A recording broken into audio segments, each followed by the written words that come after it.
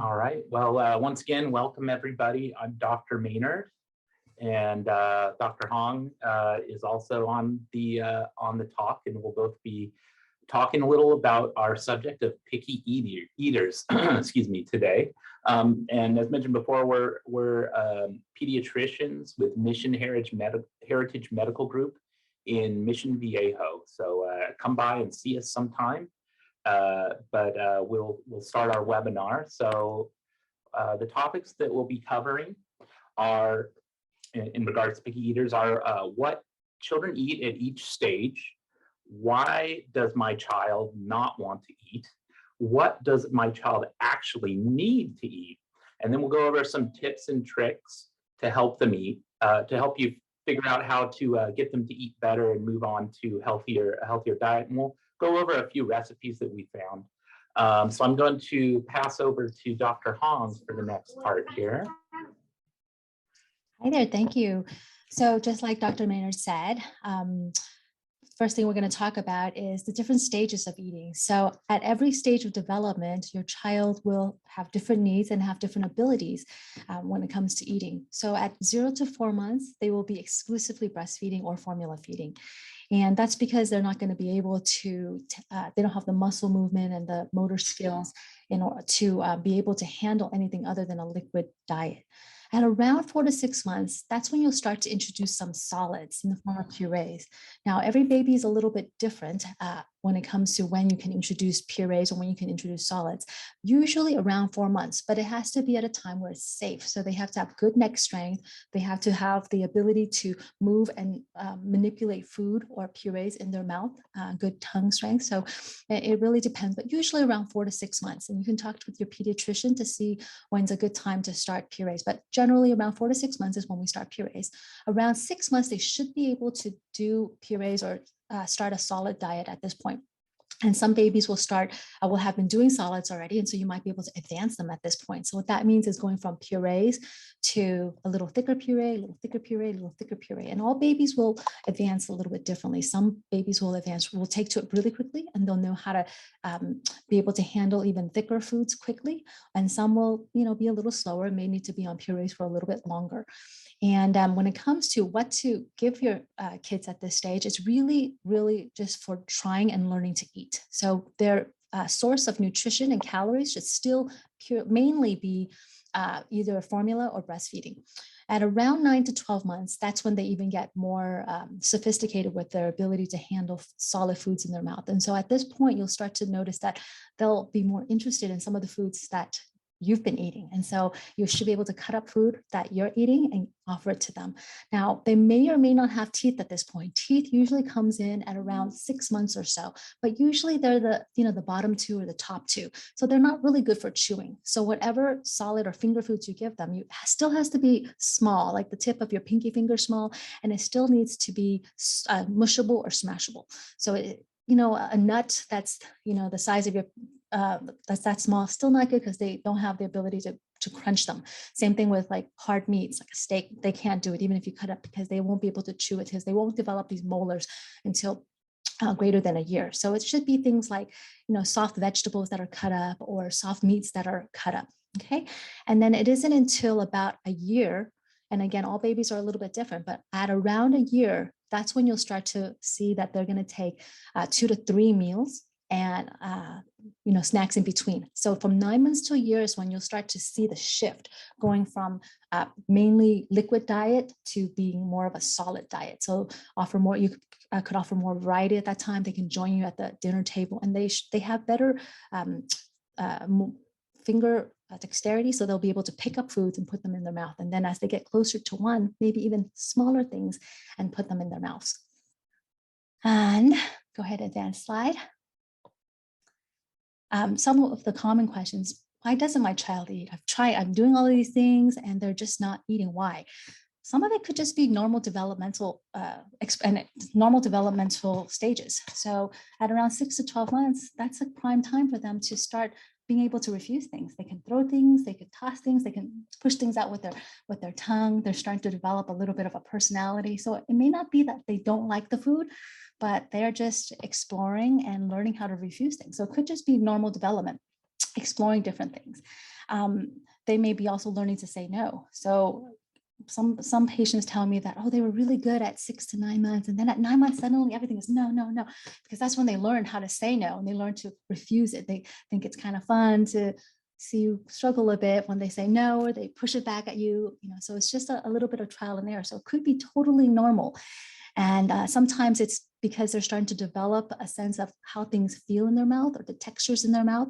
And so that could also be just a learning thing that they're going through. So they're starting to experience and learn. And it's not necessarily that they don't like the food or that they will be picky, but it's new for them. And that's why they're just refusing it for now. So it could all still be very normal.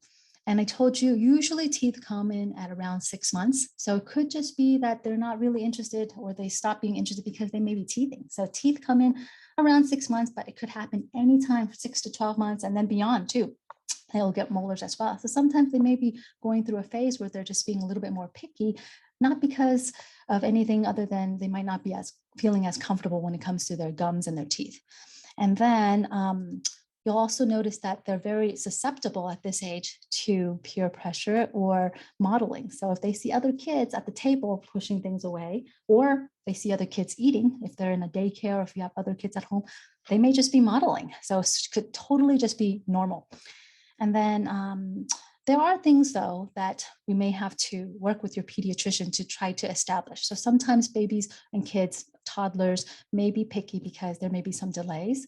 So if there's some developmental delays where they're having trouble with some motor, mouth motor, tongue motor, things like that, swallowing, that could also cause them to be a little bit picky.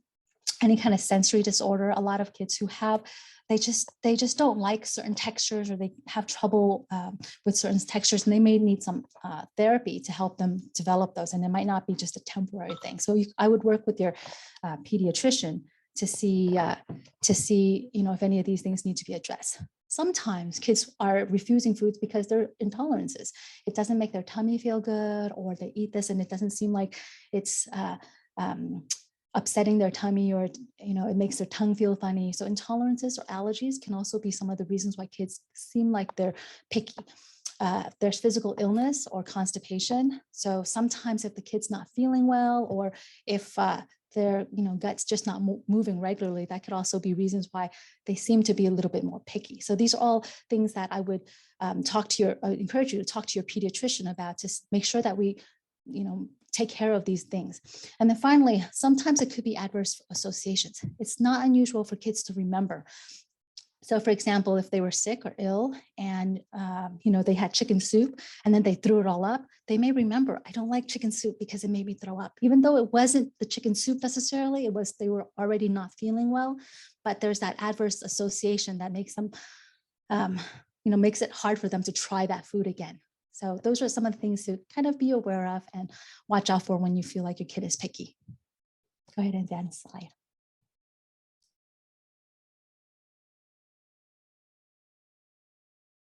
You're muted, Jonathan.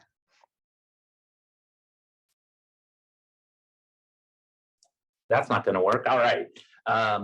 What I was saying is, some of you might have grown up with something called the food pyramid, or still remember that food pyramid Dr. Hoang was mentioning to me, where you had grains on the bottom was the widest part, and then I think you stacked fruits and vegetables on that, and then you stacked protein on that, and then you stacked dairy, and then treats. We've really gone away from that now. Now you want to think about the plate that the child is eating when you think about what they need. Of course, we're talking about children that can eat, not about infants. And roughly it should be a quarter of each of those things. You can see here they make the vegetables a little bigger, but fruits and vegetables are about half of the plate. Grains and protein are the other half, and dairy is also recommended, although we'll get to this a little later, but usually we recommend giving the milk at the end of the meal, not with the food, because that can kind of prevent the kids from eating the rest of the food. Most children, important point here is that most children are not deficient if they're eating a variety of foods. If you're giving them a variety of foods, some days they'll eat it, some days they won't, but overall, most children will get enough nutrients and get enough vitamins from what they're eating. And remember, and I'll bring this up again, that most foods are fortified, that the government puts vitamins D, A, B. Well, the government and the food producers are putting vitamins A, D, B, calcium, and iron in a lot of foods, and thiamine and other vitamins. And so in the United States and in a lot of countries that are more developed, it's rare to see vitamin deficiencies because there's so much access. Plus, there's access to fruits and vegetables. Some things, well, actually, no, I'm going to skip that and talk about it later. So moving on, the growth chart. The growth chart is a good tool for pediatricians to track, is your child getting enough food? And toddlers especially, parents worry about because they get restrictive, very picky. You know, they might be almost only eating cheese and milk or certain foods. The most important thing to a pediatrician at that point, though, is are they growing, and is their trajectory of growth? As you can see here, there's a line along there with time for both growth of weight and height. If it's a good growth rate, it's really not anything to be too worried about. Although we do, at around 1 year old, check for anemia to make sure children are getting enough iron in their diet, because it has been shown that if they're not getting enough iron, if their red blood cell count is low, that can lead to problems later on. So that's why we do that test. And you know, the weight gain in a child can change depending on their health. If they get sick, yeah, they might lose a little weight, or the growth will slow down for a while. But generally that'll pick back up. And remember, their tastes are going to change also when they're sick. They're not going to be able to taste everything as well. Sweet things might not taste as good, so their appetite will go down, and that's natural. Also something, though, that corrects on its own. And then in young children who are still on formula, remember that if you're not breastfeeding and you're giving formula, formula has everything they need through the first year. And from 6 months, Dr. Hoang was talking about this, from after 6 months, although children start eating, their primary source of nutrition is going to be that formula, and they're getting what they need from that. You know, one thing that I'll mention, though, you know, is my child actually getting what they need? Is in teenagers, it can be a little harder to tell, are they getting the right amount of food? And the weight can help you with that too, because generally, if they're eating too much, they're getting too heavy for their height. If they're eating too little, they start looking thin. But as a pediatrician, we analyze that with these growth charts. I think I talked enough about that, though. So let's move on. So vitamins, who needs them? A lot of parents, a very common question for pediatricians is, do I need to give my child a vitamin supplement? What supplement or multivitamin should I give my child? And as I mentioned before, most children do not need it. In fact, the AAP says healthy children receiving a normal, well-balanced diet do not need vitamin supplementation. There are a few exceptions. Vitamin D. Vitamin D is something that all infants should get. A vitamin D supplement, 400 units every day, unless they are taking 100% formula. That's the official standpoint of the AAP Committee on Nutrition, that even the ones that are getting some formula, some breast milk, probably should just get the 400 units a day. It's a little better in older children, but it's not a bad idea if you wanted to give them vitamin D supplement. The AAP does say if they're not drinking enough milk, getting enough in their diet, it's okay to give them a little bit of that. That's one thing, though, and the reason that many children and adults are low in vitamin D is because most of us don't get enough sun for our body to produce vitamin D. And vitamin D is something that's rarer in the American diet. It's in a lot of fatty fish, so salmon, I can't remember the other ones. And then it's also in egg yolk, especially with chickens that have been enriched with vitamin D, meaning they actually feed the chickens vitamin D, and the eggs got the vitamin D in it. Some fatty cheeses have it, milk and butter. Those are the dietary sources of vitamin D. But it's okay for that to give a supplement in children, especially those breastfed babies. There are exceptions, of course, to other vitamins, but those are typically in children that have intestinal malabsorption problems, things like cystic fibrosis, irritable bowel syndrome, and other relatively rare diseases. And then, of course, highly restricted diets, vegan diets, you can get enough vitamins and variety of vitamins and minerals on a vegan diet. And a child can too, but you have to be a lot more careful in analyzing what's in the food that you're getting. So that's something to be aware of, especially if you plan to be vegan for your child. There's certain vitamins that are more in meat that you're going to have to find alternative sources for. And sometimes supplement is okay. And as I mentioned, there's vitamin fortification in milk. Flour and grains have, like I was mentioning before, iron, thiamine, and other vitamins. Eggs can have vitamin D. Juices can have, of course, have vitamin C, but also they'll add vitamin D and calcium to orange juice sometimes. There's many other products. But be careful with vitamins. That's another thing why I caution most of my parents not to give vitamins, is excessive vitamins can cause harm. It can, at one end of the spectrum, headaches, rashes, feeling tired. On the other, it can actually make children very sick. So you want to be very careful about not giving large amounts of vitamins. And then the other thing that I was going to mention, other than vitamins, micronutrients like calcium, you can get that in milk, but it's also present in tofu. It's calcium fortified orange juice, very important for bone growth. So you don't want to forget about that for your child. Iron, classically we say it's in meat, right? But you can get it from beans and tofu and spinach and tomato puree. So for those vegan kids, they can get iron for that. And once again, we do check for anemia at 1 year old.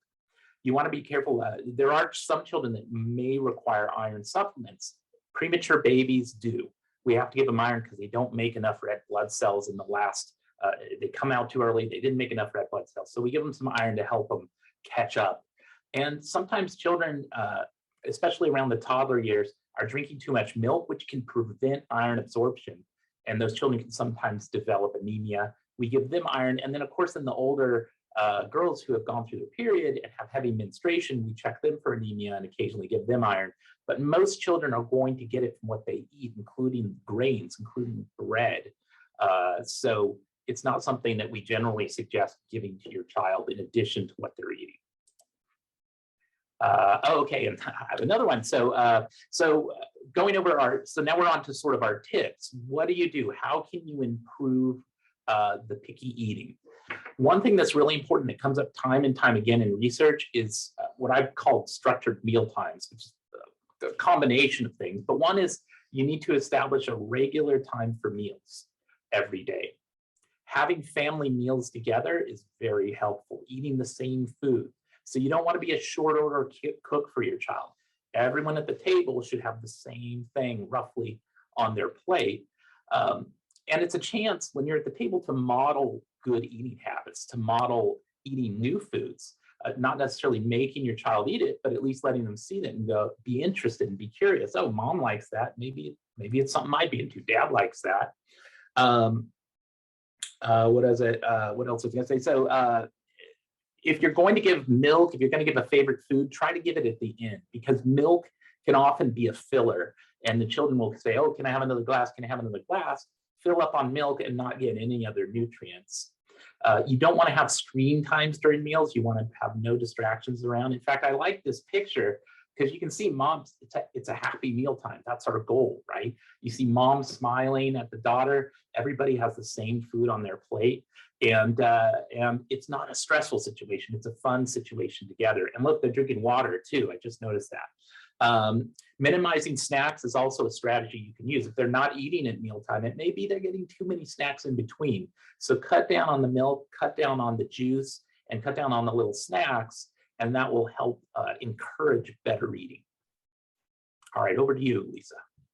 I would also add that I oftentimes hear when it comes to structured meal times, a lot of parents will tell me, well, in daycare, they'll eat what's given at daycare, but I'll make the same thing and they won't eat it. And part of it is at daycare, they do have structured meal times and the kids learn and they know if I don't eat it, we're not going to get something again until, snack time or something like that. Whereas at home, where more likely to offer a little snack here, and oh, he didn't finish breakfast, so here's a little banana, and here's a little this, little that. I know, because I'm guilty of that as well. So it's really a struggle to try to maintain structured meal times, especially in our busy lives, because we come home at different times, and trying to get everybody together to eat, it can be kind of a challenge sometimes.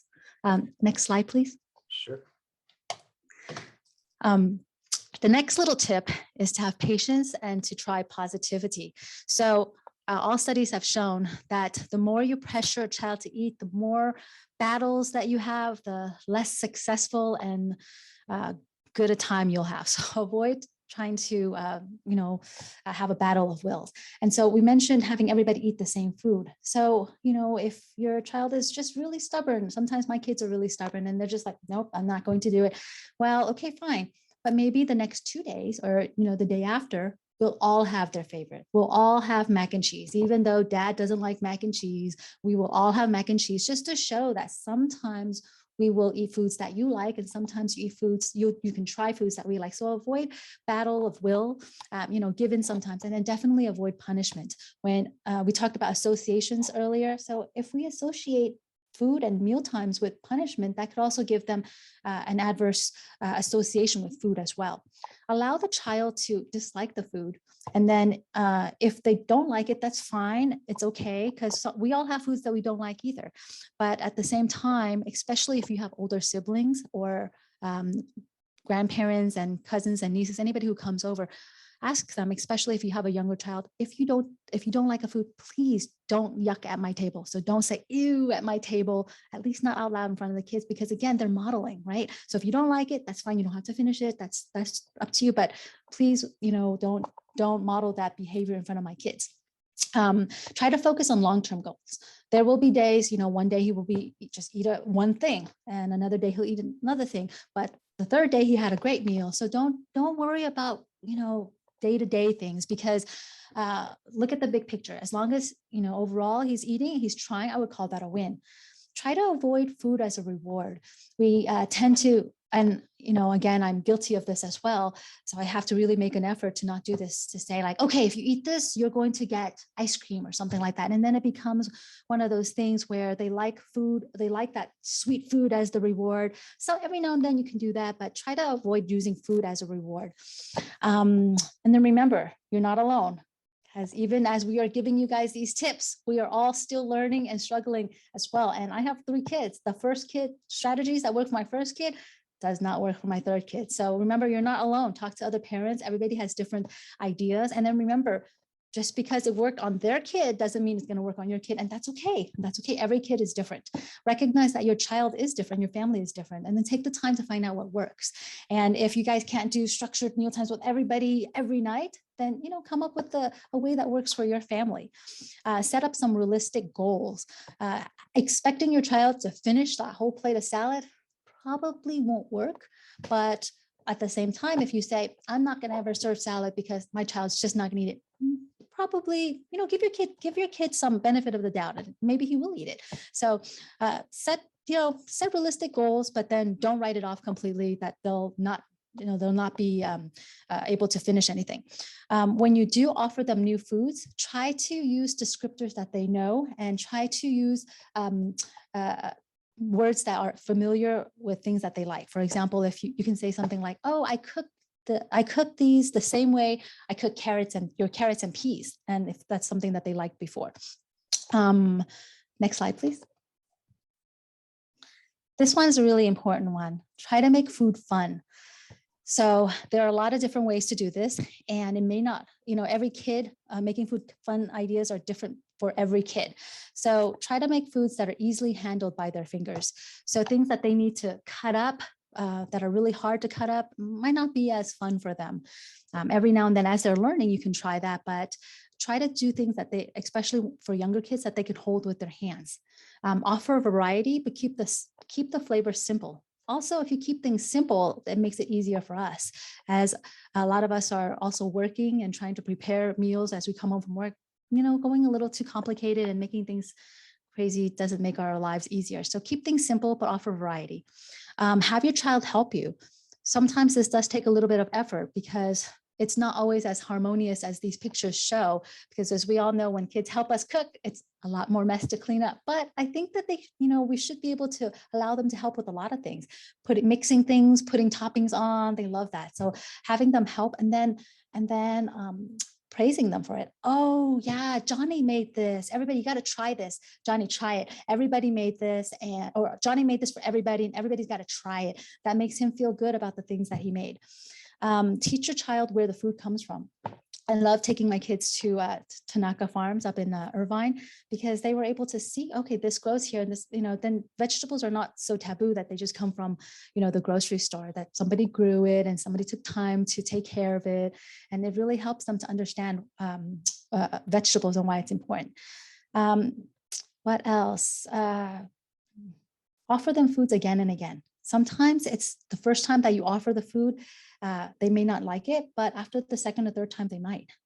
Try sauces and dips. If you try sauce, the kids, they love to be able to dip stuff. So if you try some sauces and dips, and it's okay if you dip that broccoli in cheese, they're trying the broccoli. So it's all good. It's all okay. So if you want to dip a little bit of ranch with that broccoli, that's fine. If you want to dip it in peanut butter, that's fine. So try dips, try sauces, because they love to do that. The only thing is, sometimes you got to be careful. Sometimes they just like to suck off the sauce. So you want to tell them, okay, you can dip, but you got to take a bite of it. Okay. Let's see what else. And then the repeated exposure. So when you do try repeated exposure, trying different foods, especially newer foods, be aware of the textures and smells, because sometimes they might not like it, not because they don't like broccoli, but because they didn't like the way it felt or the way it tasted because it was cooked in a certain way. So then try it in a different way.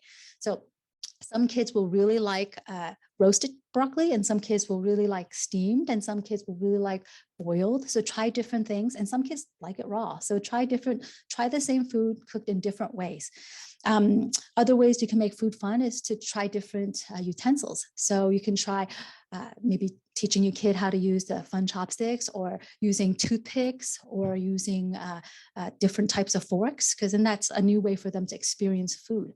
You can also allow them to play with food. We highly encourage kids to play with food. I know it's a big mess, but what I would recommend, especially for toddlers, is have a plate that they can play with, like, their little tray that they can play with, but you can have another one that you actually feed them, because let's be honest, when they're playing with food, half of it is in their hair on the floor, the dog's eating it. So have some that they can play with, because that helps them with their fine motor skills, and it allows food to be fun. So they could, pretend with it, they can pick it up, they could paint on their plate with it. So allow them to play with the food, play games with it. So you can have them close their eyes and go, okay, now try this one. What do you think it is? And you can try with different things. You can try with, different sauces and different textures, and have it be a fun time for you and your kids, and the whole family can get in on that.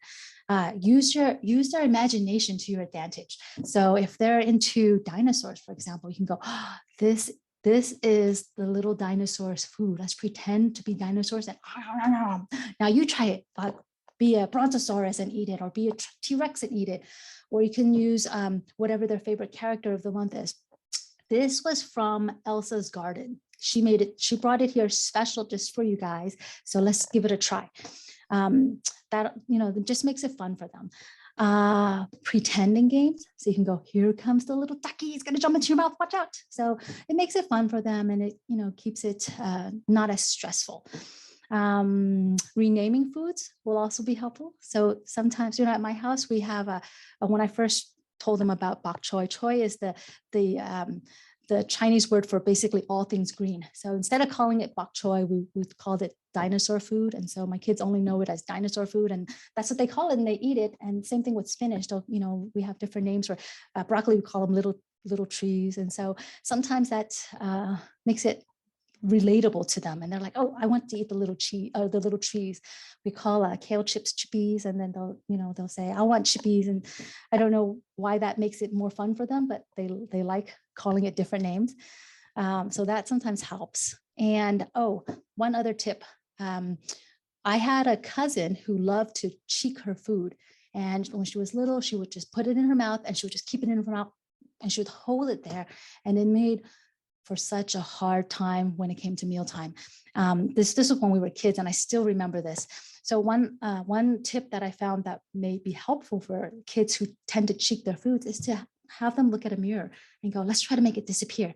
Ready? Okay. And then they can watch it and they can watch themselves chew it and they can watch themselves swallow it so that they can kind of understand that, oh, I am doing this. Because I really don't think my cousin understood that she was cheeking the food. She didn't do it purposefully. She just didn't chew. And she just sat there because she didn't really like Mealtimes very much. So that's one thing that you can do to try to help them with that cheeking foods. Make it a game. Make it something that's a little bit different. Okay, next slide, please. All right, this is my slide, and these are just some other tips that I couldn't fit in. We couldn't fit into the other slides, but I just wanted to make sure we covered. Some things to consider is there's a lot of advertising out there of food. A lot of money is spent targeting children, and that can lead kids to want the wrong types of food. So you want to be careful about what they're watching. Of course, we always talk about screen time because there's a lot of benefits to decreasing the amount of time children are on screens. And one of the things is you can decrease the amount of commercials they see. You know, even my children, they're not thinking about McDonald's. We haven't talked about it. They see a commercial and suddenly they want to go there and they want to get a cheeseburger. And that's okay sometimes, but not the best thing, right? So you can try to decrease that. And then there's this concept of covert versus overt restriction, which sounds fancy, but basically it means don't put the food in front of kids that they want to eat because they'll focus on that. You want to, if it's out of sight, it's out of mind, like my mom says, right? So you keep the cookies, you keep the snacks, you keep the special occasion foods in a cabinet closed where the kids aren't going to see it right away, not right on the counter where they're going to see it and won't be able to think of anything else. And another example of that, that's called covert restriction. You're not taking it away from them, you're just not ever letting them see it. Another thing that I've seen mentioned is, which seems kind of weird, but if you know you're going to drive by a fast food restaurant that your kids are going to want to eat at, drive a little differently so you don't drive by it. It'll keep it out of their mind and decrease the struggles over, them wanting that versus eating at home. And remember, and we covered this a little bit, changes in setting can change a child's eating habits, change their appetite. They'll eat things at preschool. And Dr. Hoang made a good point. One, because they know they're not getting those little snacks. That's time to eat food and they got to eat what they can get. But I feel like there's also a peer pressure aspect to it. They see other kids eating it and it normalizes it. And that's the same thing that happens at the family table. When everybody's eating the same thing, it normalizes that food and makes it just seem that's what you do. But also, I've noticed with my children going on picnics, going on trips, they'll eat things that they would never eat at home. So not that you should have structure, but you should also sometimes try out different settings as well. Talk to the pediatrician too about any of your dietary concerns. We've heard it all, or we've heard a lot of it. And like Dr. Hoang said, we both have children. We both dealt with this as well. And we'll definitely want to help you. And hopefully sometimes we can provide reassurance and let you know your child's doing okay. Remember, you're doing okay too. It's a hard job for all parents. And last little note here is remember to enjoy mealtime. If it's stressful, if there's anxiety in the room, the child is going to pick up on that. The family, and there's going to be it's going to be a negative experience to sit and eat, and then they're just going to want to eat something really fast, get out of there. So try to find ways to make that a positive experience. Start conversations at the table. Table topics is a concept where you just have questions written on a card and you pull one out and you say, hey, if you could have any superpower, what would it be? Or if you could have a car or a motorcycle, what would you want? And that can get people relaxed and talking, and it's good for the family. It's good for the child's learning as well. So that's a good practice to think of, that social aspect of eating. I'm gonna cut you off just right there. Oh yeah, please. Just for the sake of time, in case anybody had any questions, we're gonna continue on. Oh, yeah. If you have any questions, we're gonna go through these really quickly. But raise your hand and we'll stop if you have any questions, or type in the chat, or just unmute yourself, and then we can definitely answer those questions. But go ahead, you can continue. Yeah, so the last thing here is just really quick. We had some ideas for recipes that can get your children to eat a little healthier, or certain elements, maybe they're not eating as much, you can increase. This is eggy pancakes. And really, it's just adding more egg to the pancake. But doing that, you're adding vitamin D, you're adding protein, and other vitamin B's in eggs. So that can be a way to sneak in protein when your child is really eating a lot of carbs, and they still think it's just carbs, right? Ooh, it's a pancake. And then you notice here, it's fun. It's got little raspberry eyeballs and blueberries and lots of things that might make it a more fun experience for your child to eat. And then another idea here, Mitch, is finger French toast. When we talked about finger foods, this can be a good thing. Most kids will eat French toast, but she's got a dip there. She's got something that makes it fun, and maybe she feels like she's doing it herself. She's making it herself. And here's another idea: these broccoli cheesy cups. And the thing I like about these is, well, they have the egg in it, so they got some protein, they got the broccoli, they have cheese, they have crackers too. Pretty simple to make, can be quickly made, and the kids can help. And so that could be an opportunity to introduce a new food to them and to get them to have a positive relationship with healthy foods. These were just a few examples. I don't think we have another. Oh, we have the kale chips. Okay, but Dr. Hoang mentioned this. She uses that with her children. I have yet to try it out. But this is great substitute for popcorn. If you want to, yeah, it's a good substitute as a snack. It's healthy. It tastes good. It's a different texture, but they can get used to that texture, and then they have a better experience with kale, right, and with green foods. So that's another idea. And, right, you call it chippies at your home, I remember. And so, yeah, that was it. And these were just a few examples of recipes. There are tons of things that parents have posted on the internet. And I encourage you to look. It's very easy to find. You can get a lot of ideas about different foods you might want to try. We also, at the very end, we also put some of the resources that we used. Oh. And there's a cookbook there that has some more recipes, and it was a free Kindle book. So you can definitely check that out. That's where some of those recipes came from. You can probably just Pinterest, foods toddlers will eat or something like that, and you'll find tons of ideas.